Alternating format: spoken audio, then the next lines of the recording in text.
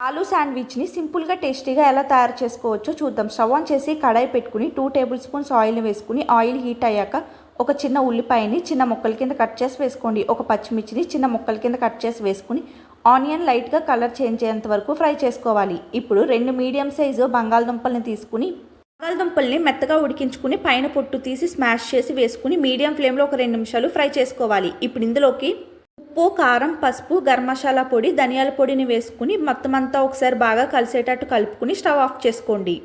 కొత్తిమీర, హాఫ్ లెమన్ని వేసుకుని మొత్తం అంతా ఒకసారి బాగా కలుపుకుని పక్కన పెట్టుకోండి. ఇప్పుడు బ్రెడ్ స్లైసెస్ని తీసుకుని ఒక బ్రెడ్ స్లైస్ మీద టమాటో కచప్ని వేసుకుని స్ప్రెడ్ చేసుకోండి.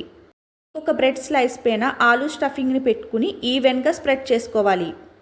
దానిపైన బ్రెడ్ స్లైస్ని పెట్టుకుని లైట్గా ఈ విధంగా ప్రెస్ చేసి పక్కన పెట్టుకోండి. స్టవ్ ఆన్ చేసి కడాయి పెట్టుకుని బటర్ని వేసుకుని బటర్ కరిగాక బ్రెడ్ని పెట్టుకుని లో ఫ్లేమ్లో 2 వైపులకి టర్న్ చేసుకుంటూ పైన లైట్గా కలర్ చేంజ్ అయ్యేంత వరకు ఫ్రై చేసుకోవాలి. ప్యాన్లో బటర్ లేదు అనిపిస్తే కొద్దిగా బటర్ని యాడ్ చేసుకుంటూ ఫ్రై చేసుకోవాలి. ఈ విధంగా బ్రెడ్ పైన కలర్ చేంజ్ అయ్యేంత వరకు ఫ్రై చేసుకుని ఒక ప్లేట్లోకి తీసుకుని పక్కన పెట్టుకోండి.